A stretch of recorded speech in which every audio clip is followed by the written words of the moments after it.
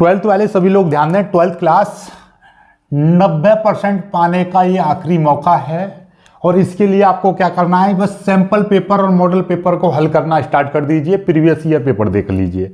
ठीक है, चलिए तो आज हम आपको मॉडल पेपर 2 यानी कि गणित का मॉडल पेपर यानी कि सैंपल पेपर, ये वो सैंपल पेपर है जो हमने डिजाइन किया, हमने बनाया है, हमारे द्वारा बनाए गए। आपने 3 मॉडल पेपर कर लिए तो आपके 85% तक आने की संभावना नहीं, पूरा विश्वास है। और साथ में प्रीवियस ईयर के पेपर और मोस्ट इंपोर्टेंट कर लीजिए, 100 में 100 नंबर ले आओगे। लेकिन जो हम बता रहे हैं, जो हम पेपर दे रहे हैं, वो सवाल आपको मतलब एक चीज होती है कर लेना और एक होते हैं समझ जाना। तो समझ जाना है, आपको सीख लेनी है। ठीक है, साइकिल चलाना सीख जाते हो तो जिंदगी में कभी नहीं भूलोगे, मर जाओगे उसके बाद भी भूत बन के भी चला लोगे।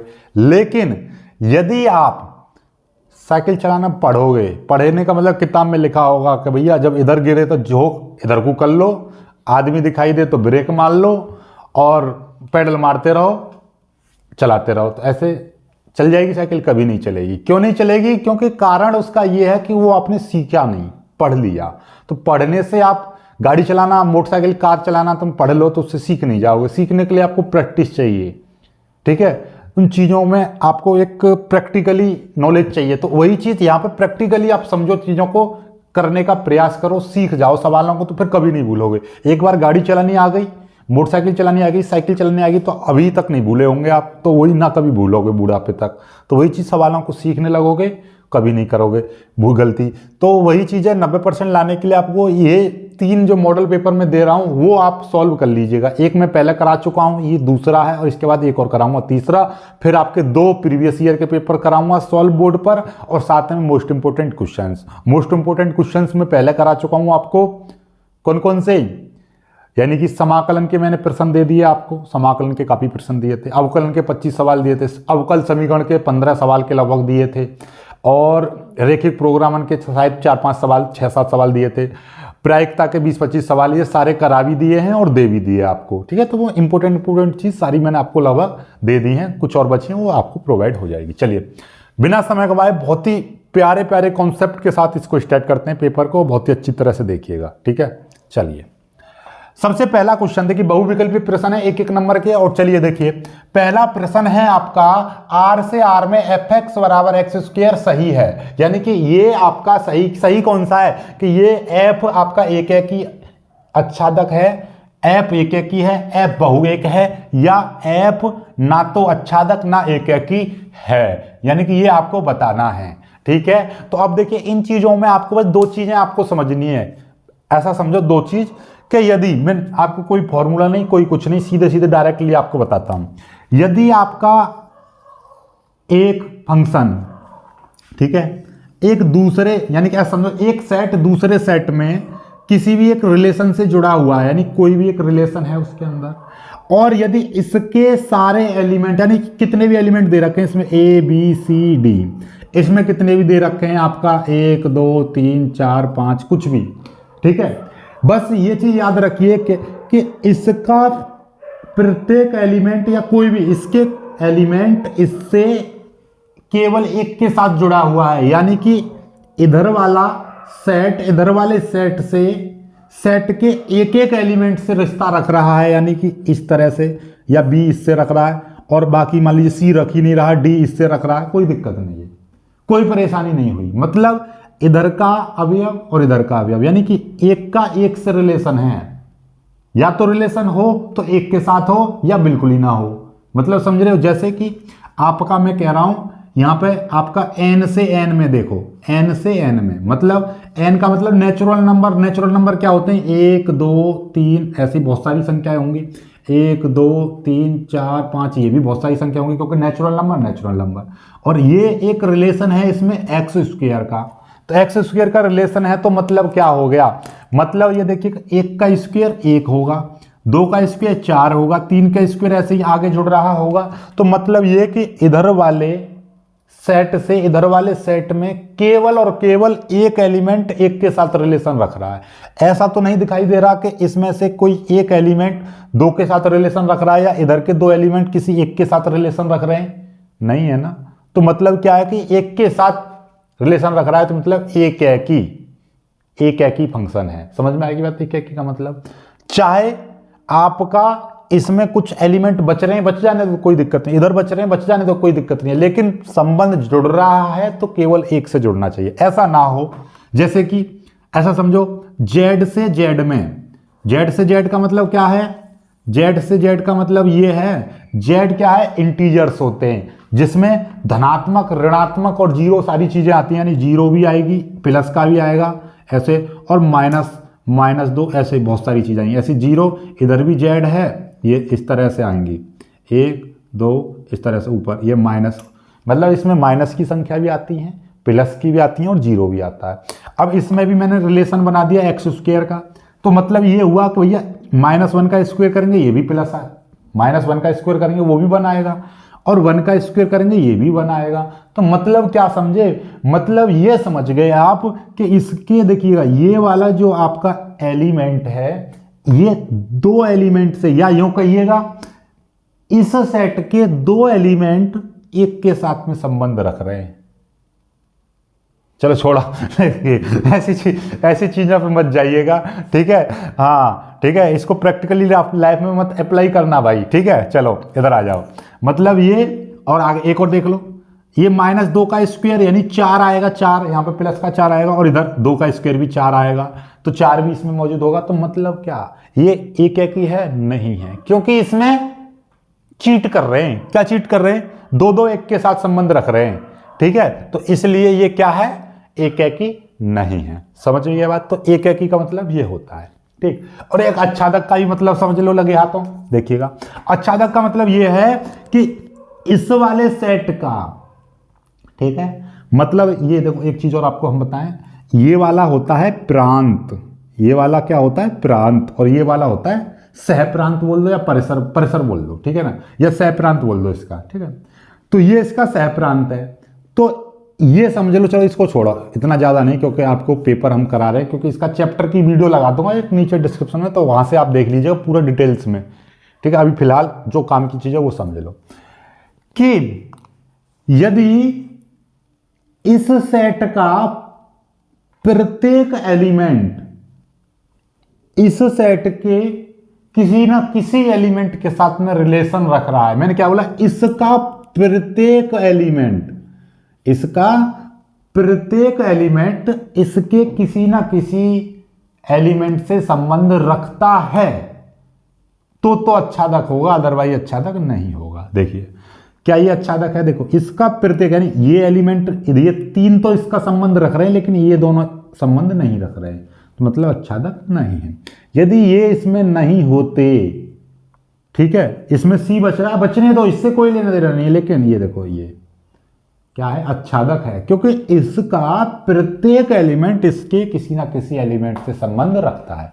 इधर देख लो, यहां पे देखिएगा ये 2-3 बच रहे हैं, मतलब ये अच्छादक नहीं है, ये भी अच्छादक नहीं है। क्यों नहीं है, क्योंकि इसका प्रत्येक एलिमेंट इधर क्या करना चाहिए, संबंध रखना चाहिए, ठीक है। चलिएगा अब आ जाते हैं अपने इन चीजों पर। आइए देखिए, यहां से आप जिंदगी में कभी नहीं भूलोगे, आप अपने आप ऐसे बना के देख लेना, ठीक है। चलिएगा, तो मतलब क्या, देखिएगा ये कह रहा है आर से आर में रिलेशन है आपका x², तो कुल मिला के बात ये है, एक ये भी आर है, एक ये भी आर है, और रिलेशन है आपका यहां पर x², ठीक है। तो आर का मतलब क्या होता है, पहले तो यही समझ लो, आर का मतलब होता है रियल नंबर। रियल नंबर कौन से होते हैं, मतलब रियल नंबर वो सब रियल नंबर होते हैं जिनका स्क्वायर कर दें तो वो या तो 0 से बड़ा हो या 0 के बराबर हो, 0 से कम ना हो। तो आपके दिमाग में आएगा सर ऐसी तो कोई संख्या ही नहीं है जिसका हम स्क्वायर करें तो वो 0 से कम आ जाए। जैसे कि -2 ले लो, -2 का स्क्वायर करेंगे तो ये 4 आ जाएगा, 2 का स्क्वायर करेंगे तो ये 4 आ जाएगा। यदि मैं -1/2 ले रहा हूं, इसका भी स्क्वायर करूंगा तो ये भी 1/4 आ जाएगा, जो कि ये 0 से ये भी बड़ा है। तो ऐसी कोई संख्या है जिसका हम स्क्वायर करें तो वो 0 से कम आ जाए?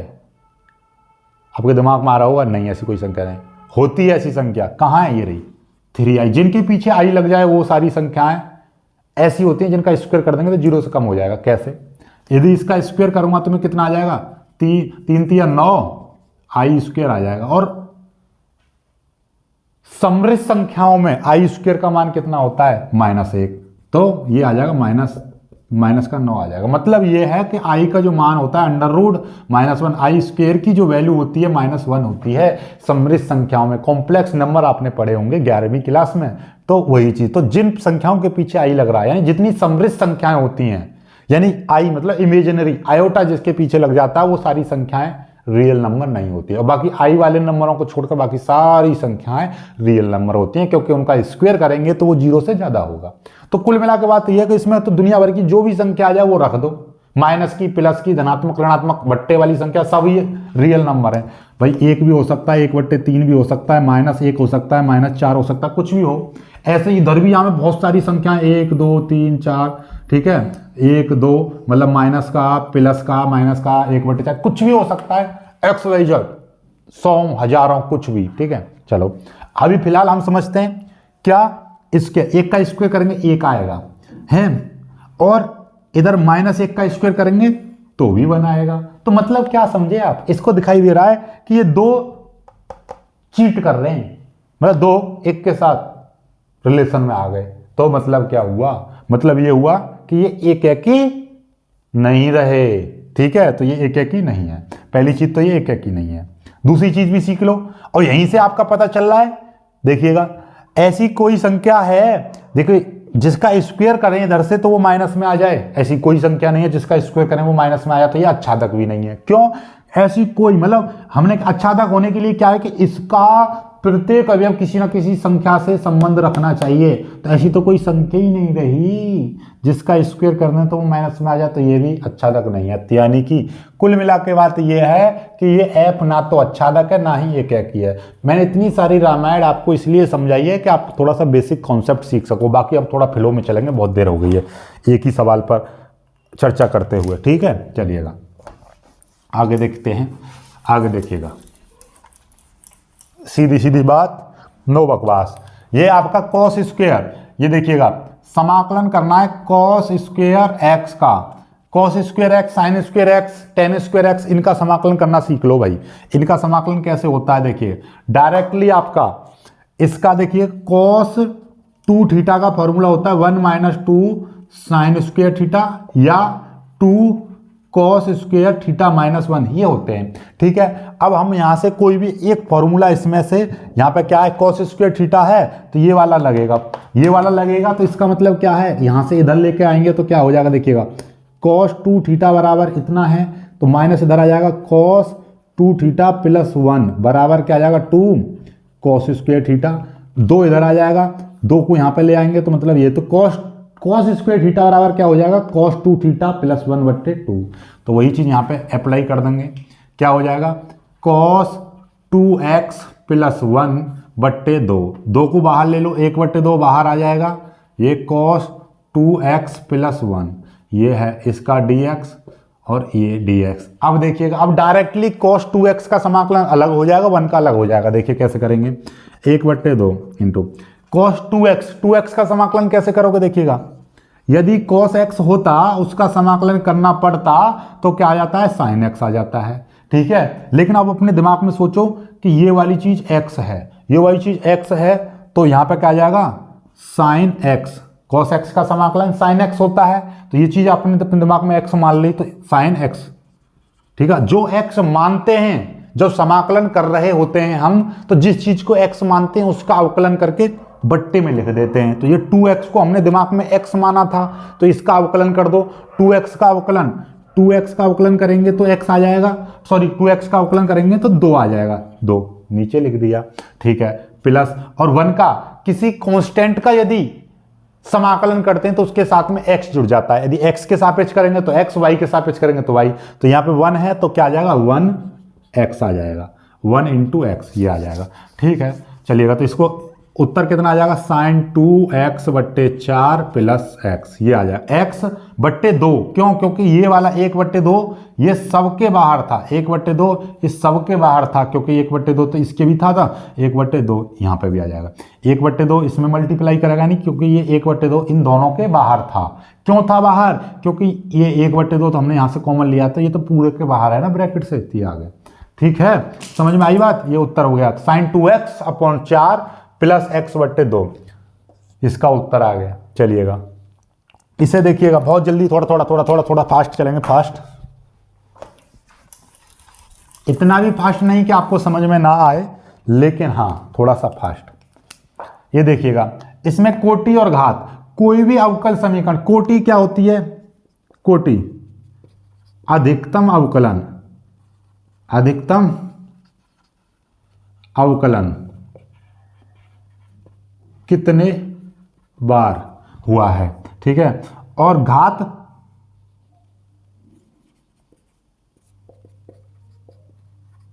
अधिकतम अवकलन की घात, ठीक है। मतलब ये देखिए, इसमें देखो ये समीकरण है, इसमें अधिकतम अवकलन कितनी बार हुआ, देखो यहां पर मतलब इस समीकरण में देखो एक बार अवकलन, ये दो बार के अलावा दिखाई दे रहा है नहीं, तो दो बार अवकलन हो रहा है, तो कोटि कितनी बन गई, 2, ठीक है। यदि घात पूछ लेता तो अधिकतम अवकलन कितनी बार हो रहा है, 2 बार हो रहा है, तो इसकी घात कितनी है, 1 है, तो इसकी घात कितनी आ जाती, 1।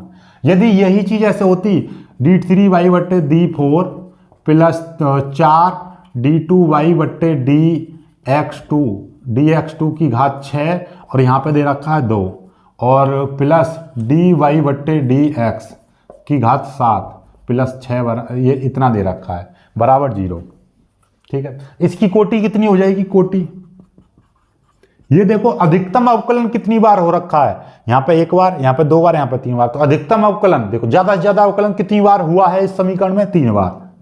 ज्यादा से ज्यादा अवकलन कितनी बार हुआ है, 3 बार, पता चल गया। घात कैसे निकालते हैं, अब ये देखो ज्यादा से ज्यादा अवकलन कितनी बार हो रखा है, ज्यादा से ज्यादा अवकलन कितनी बार हो रखा है, यहां पर ये रहा, तो इसी की देखो पावर कितनी है, इसकी पावर, ऐसा नहीं कि समीकरण में देखोगे घात, समीकरण में तो घात ये 7 ज्यादा है, लेकिन 7 से मतलब नहीं, ये देखो अधिकतम ज्यादा बार अवकलन कहां पर हो रखा है, 3 बार हुआ है, तो इसकी ही पावर देख लो, इसकी पावर कितनी है, 2 है। समझ में आई बात, नहीं आई, ठीक है, चलिए क्लियर। चलो आगे आ जाओ, साइन इनवर्स एक्स बराबर वाई, देखिएगा क्या है, साइन इनवर्स एक्स बराबर वाई, तो y उधर चला जाएगा तो x बराबर क्या हो जाएगा, साइन y। अब ये देखो कि भैया साइन का जो लिमिट है वो किन किन चीजों के बीच में लाई करती है, साइन की जो लिमिट है वो इस चीज के बीच में लाई करती है, -π/2 से बड़ी या उसके बराबर होगी, उसके बड़ी या उसके बराबर होगी, और π/2 से छोटी या उससे बराबर होगी। यानी ये चीज देखो, ये चीज आप याद कर लीजिएगा, साइन के बाद में कॉस, टेन, कॉट और सेक, कोसेक, ये सभी की लिमिट याद कर लेना, क्योंकि आगे ये बहुत बड़ा यूज है बीएससी वगैरह में और आगे कॉम्पिटिटिव एग्जाम में, और आपके अवकलन समीकरण में भी काफी सारी यूज है इसका, ठीक है। चलिएगा ये हो गया, चलिए अब इसको और सॉल्व कर लेते हैं। इसका देखिएगा, इसका क्या है, इस समीकरण का डायरेक्टली मान निकल जाएगा। कैसे करेंगे, देखिए आपको बता दें, एक चीज याद कर लीजिए, यहाँ पे आई, जे और के गुणा लगा दो, ठीक है। इसकी गुणा करोगे तो अगला आएगा, और पीछे उल्टा चलोगे तो माइनस में आएगा, और सीधा चलोगे तो प्लस में आएगा। जैसे कि ऐसे चलेंगे इधर, तो आई गुणा जे आएगा के, ठीक है, के जे गुणा के करेंगे तो आएगा आई, ये आ गया। इसकी उल्टा करेंगे, आई गुणा के करेंगे तो आएगा माइनस का जे, ये चीज है बस, ठीक है। आई डॉट जे गुणा के सीधे चल रहे हैं ना, जे गुणा के आएगा आई प्लस जे डॉट आई गुणा के उल्टा चल रहे हैं तो आएगा माइनस का जे प्लस ये के, आई गुणा जे आएगा प्लस का के, ठीक है। और अब देखिएगा डॉट प्रोडक्ट में आई के साथ करेंगे तो आएगा 1, जे के साथ में देखिए माइनस है तो मतलब समझ रहे हो, माइनस तो ये आ गया बाहर, तो जे के साथ में करेंगे तो कितना आएगा 1, और के साथ में करेंगे तो 1 आएगा, ये प्लस का ये माइनस यहाँ पे आएगा, सिंपल सी बात है, 1 से 1 कट जाएगा, कितना आ गया 1, तो इसका आंसर आ गया कितना 1 आ गया, और इसका आंसर ये हो गया, इसका 2, और बाकी सबको आपको पता ही है, ठीक है। चलिएगा बहुत जल्दी इसको कर लीजिए, अब आगे बढ़ते हैं, खत्म। चलिए तो अब आते हैं अगले सवालों पर, कुछ बहुत ही शानदार जानदार सवाल हैं। ये दूसरा खंड स्टार्ट होता है। देखिएगा दूसरे का क्या कह रहा है, प्रश्न कह रहा है कि n में समुच्चय n यानी नेचुरल नंबर में r बराबर आपका दे रखा है कि x, y इस तरह से दे रखा है x प्लस 2y बराबर 8 है, तो आपको क्या निकालना है, r का प्रांत आपको बताना है कि प्रांत क्या है, r का प्रांत। ठीक है, प्रांत को इंग्लिश में बोलते हैं डोमेन। ठीक है, एक चीज होती है परिसर, परिसर को बोलते हैं इंग्लिश में रेंज। ठीक है, रेंज पूछ सकता है या डोमेन पूछ सकता है, यही सारी चीजें होती हैं। ठीक है, कोई दिक्कत नहीं, नो प्रॉब्लम। देखो आपका ये दे रखा है और ये किस में, एन में। तो पहली चीज तो एन का मतलब समझो, एन क्या है, नेचुरल नंबर। नेचुरल नंबर का समुच्चय है, नेचुरल नंबर का सेट। नेचुरल नंबर क्या होते हैं, 1 2 3 4 5, इस तरह से अनंत तक जा रहे, पता नहीं कहां तक जा रहे, कोई दिक्कत नहीं। ठीक है, अब देखिएगा, यानी कि एक्स आर इस तरह से आपको बनाना है, एक्स और वाई इस तरह से, एक्स और वाई नहीं, इन संख्याओं में से, नेचुरल नंबर में से एक्स और वाई का इस तरह से चुनाव करना है आपको कि दोनों का इस समीकरण में रखें तो उनका मान कितना आ जाए, 8 आ जाना चाहिए। देखिएगा, यानी x प्लस 2y बराबर 8 आना चाहिए। देखिएगा, शुरुआत कर दो यहीं से, कहां से, यहां से। x बराबर पहले 1 रखना, फिर x बराबर 2 रखना, फिर x बराबर 3 रखना, फिर x बराबर 4 रखना, फिर x बराबर 5 रखना, फिर x बराबर 6 रखना। ऐसे रख के देख ले रहे हैं हम कितनी संख्याओं पर यह समीकरण सिद्ध हो जाती है। देखिए, जब x बराबर 1 रखोगे तो भैया y बराबर कितना लेना पड़ेगा, ऐसा करो, पहले तो सिंपल तरीके से आपको दिखाई दे रहा है कि जब x बराबर वैल्यू रखेंगे हम तो y बराबर मान निकाल लो। तो यहाँ पर 2y बराबर क्या हो जाएगा, 8 माइनस एक्स, एक्स उधर जाकर माइनस का हो जाएगा, तो y बराबर क्या हो जाएगा, y बराबर हो जाएगा 8 माइनस एक्स बट्टे 2। ठीक है, अब देखिएगा, x की जगह पे 1 रखोगे, 8 में से 1 गया 7 और 7 में करेंगे 2 का भाग तो आ जाएगा 3.5, और 3.5 तो इस संख्या में है ही नहीं। तो मतलब ये है भैया y का मान 3.5 इसमें नहीं है, तो y का मान 3.5 तो नहीं, x का मान 1 ले सकते हैं लेकिन y का मान 3.5 बैठ रहा है जो कि इस संख्या में नहीं है, तो हम यहाँ पर 1 तो ले नहीं सकते क्योंकि यहाँ पर 3.5 है और 3.5 इस वाली संख्याओं में नहीं आता है, तो ये चीज तो नहीं ली जाएगी। एक्स वाई लिखने हैं ना हमको, x ही थोड़ी नहीं लिखना, y भी तो लिखना है। चलिएगा, तो ये तो नहीं होगा। यदि हम x की जगह पे 2 रखेंगे तो 8 में से 2 गए तो 6, और 6 में कर देंगे 2 का भाग तो आ जाएगा 3। तो यहाँ पे हम 2,3 लिख सकते हैं, 2,3, क्योंकि 2,3 यहाँ पर रखेंगे तो 8 ही आएगा। देख लो, नहीं तो 2 3 रखेंगे, 3 दूनी 6 और 2 8। ठीक है, कॉमा, फिर लिखो, फिर और 2 पे बन गया। 3 पे देखिए, 8 में से 3 गए 5, 5 में 2 का भाग करेंगे 2.5 आ जाएगा, 2.5 इसमें नहीं है तो ये भी नहीं लिखा जाएगा। 4 देखो, यहाँ पे 4 रखेंगे, 8 में से 4 गए तो बचेंगे कितने, 4, और 4 में 2 का भाग करेंगे तो आ जाएगा 2, तो यहाँ पे कितना, 4 रख दो, यहाँ पे आ जाएगा 2। ठीक है, ये भी बन गया। 5 रखें, 8 में से 5 गए 3, 3 में 2 का भाग करेंगे आएगा 1.5, 1.5 इसमें नहीं आ सकता। ठीक है, ये भी नहीं होगा। 6, 8 में से 6 गए, 8 में से 6 गए तो बचेंगे कितने, 8 में 6 गए तो बचेंगे 2, और 2 में 2 का भाग करेंगे तो 1, तो यहाँ पर हम क्या 6 रख सकते हैं, तो y की जगह पर आएगा 1। ठीक है, आगे देखिए, यदि मैं x की जगह पर 7 रखूंगा तो 8 में 7 जाएगा 1, 1 में 2 का भाग करेंगे तो आ जाएगा आधा, नहीं रख सकते। x बराबर 8 देखो, 8 में 7 गए 0, 0 में 2 का भाग करेंगे तो 0, 0 इसमें आता नहीं है, तो मतलब यहीं तक। 9 लेंगे तो माइनस में आ जाएगा, तो वो चीज़ तो होगी नहीं। तो कुल मिला के बात ये, इतने बनेंगे, इतना बनेगा, ये इससे ये बन गया। ठीक है, अब यहाँ से हमको क्या चाहिए, हमको चाहिए प्रांत चाहिए, प्रांत। प्रांत का मतलब होता है सिंपल तरीके से, ये जो एलिमेंट आए हैं, जो सेट बन रहे हैं, इनमें से केवल पहला एलिमेंट यही है प्रांत। 2, 4, 6, यानी कि इनके पहले एलिमेंटों से बनने वाले सेट को हम प्रांत बोलते हैं। यदि इसी में परिसर पूछ लेता तो कैसे बनाते, 3, 2, 1, ये परिसर हो गया। समझ में आई बात, नहीं आई, काम खत्म। ठीक है, पहला सवाल आपका हो चुका है, बहुत जल्दी कर लीजिए, इसका ये प्रांत परिसर पूछता तो ये हो गया। ठीक है, इस तरह से।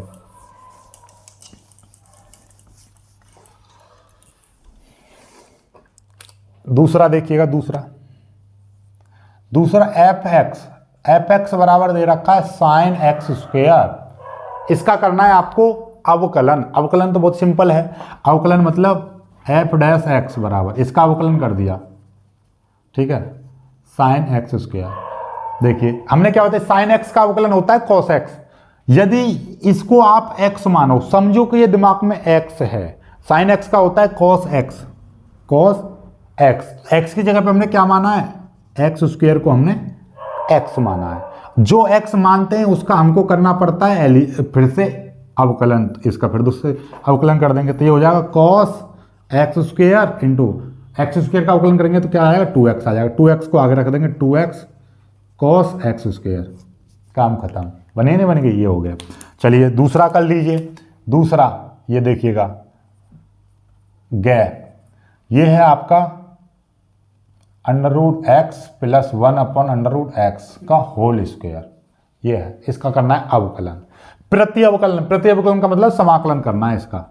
चलिए भाई समाकलन कर दे रहे हैं हम x के सापेक्ष, ठीक है। अब आपको दिखाई दे रहा है, देखिए इसका डायरेक्टली समाकलन नहीं कर सकते, लेकिन हमको ये a प्लस बी का होल स्क्वायर दिखाई दे रहा है, तो इसका फॉर्मूला खोल दीजिए। तो फॉर्मूला खोलेंगे तो क्या हो जाएगा, ये समाकलन है a square plus b square plus 2ab, a square यानी कि अंडर रूट एक्स का स्क्वायर, ठीक है, under root x a square plus b square plus 2 और a into b into d x, ये आ गया। तो ये क्या हो जाएगा समाकलन, इसका स्क्वायर करेंगे तो x, इसका स्क्वायर करेंगे तो 1 upon x plus under root से अंडर रूट कट जाएगा, ये आ जाएगा 2, ठीक है, और ये आ जाएगा डी एक्स। इसका अलग अलग कर दो अब समाकलन, D x plus 1 upon x into d x plus, और ये हो जाएगा समाकलन 2 इंटू डी एक्स, ये आ जाएगा। समझ में आई बात नहीं है, देखिए a square plus b square plus 2ab, इससे ये कट गया, 2 आ गया, इसका स्क्वायर करेंगे 1 का स्क्वायर 1 और इसका अंडर रूट का स्क्वायर करते हैं तो अंडर रूट हट जाता है, ये आ गया under root x, under root हट जाएगा। डायरेक्ट इसका करेंगे, देखिएगा x की पावर n का यदि समाकलन करते हैं तो क्या होता है, x की पावर n प्लस 1 बट्टे n प्लस 1, यदि x है तो इसका मतलब क्या है कि x की पावर 1 है, समाकलन करेंगे तो क्या हो जाएगा x की पावर 1 प्लस 1 बट्टे 1 प्लस 1, तो यानी कि x की पावर 2 बट्टे 2, ये तो सिंपल सा है, तो डायरेक्ट कर देंगे x की पावर 2 बट्टे 2 प्लस 1 अपॉन एक्स का डायरेक्ट होता है कितना, log x होता है, और 2 जो कांस्टेंट होता है तो कांस्टेंट के साथ में जो x के सापेक्ष कर रहे हैं तो x आ जाएगा, 2 इंटू एक्स यानी 2x आ जाएगा, प्लस एक कांस्टेंट जुड़ जाएगा c, ये आ गया आपका समाकलन, है ना, है एकदम इजी, एकदम ललन टॉप करो दीदी, जल्दी जल्दी स्क्रीनशॉट लेते रहो भाई, बहुत फास्ट करना है। चलिएगा आगे देखिए, अगला प्रश्न देखिएगा, अगला प्रश्न ये हो गया और गै भी हो गया। सीधे सीधे आते हैं 2 के ख पर, कै ख गै घै, पी ए बराबर 1/2 दे रखा है, पी बी बराबर 1/3 दे रखा है, और पी ए इंटरसेक्शन बी बराबर दे रखा है 1/4, पी ए यूनियन बी आपसे पूछा है, कोई दिक्कत नहीं है। पी ए यूनियन बी का फॉर्मूला डायरेक्ट होता है P A plus P B minus P A intersection B, union की जगह ये इधर आ जाता है तो ये उधर पहुंच जाता है, डायरेक्टली फॉर्मूला। तो पी ए की वैल्यू कितनी, 1/2 प्लस पी बी की वैल्यू 1/3 माइनस, और पी ए इंटरसेक्शन बी की वैल्यू 1/4, 12 आपने एलसीएम ले लेंगे, ठीक है, 2 छिक्के 12, 6 बार, प्लस 3 चौके 12, 4 की मल्टीप्लाई कर देंगे, ये 4 तिया 12, 3 की मल्टीप्लाई कर देंगे, ये आ जाएगा 6 4 10, 10 में से 3 गए 7, 7/12 is your answer, 60/12 is your answer. चलिएगा बहुत जल्दी आप देखिएगा, दूसरे का डे आ गया, जल्दी से स्क्रीनशॉट ले लीजिएगा, ठीक है।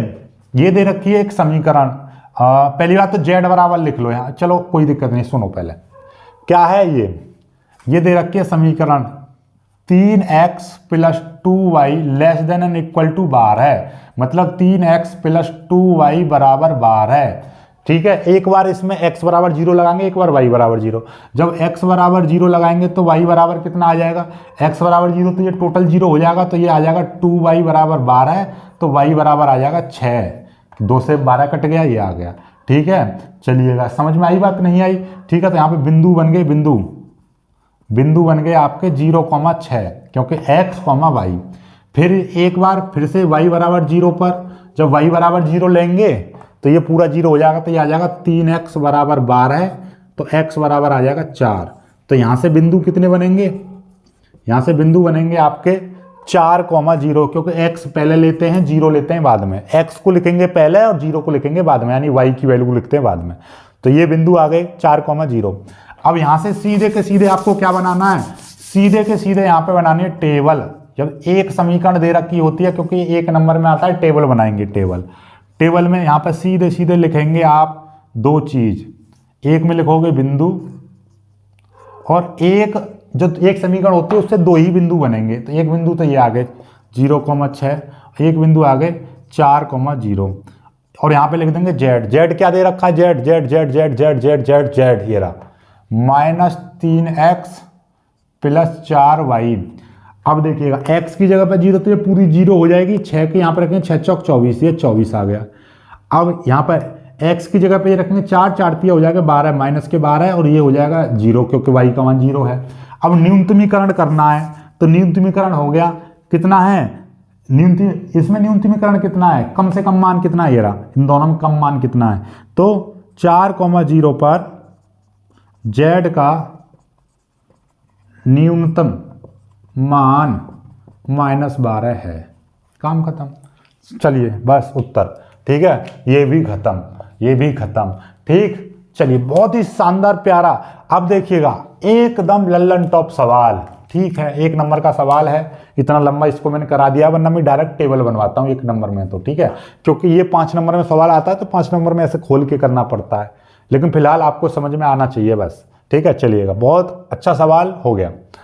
अब आगे बढ़ेंगे तीसरे का कै।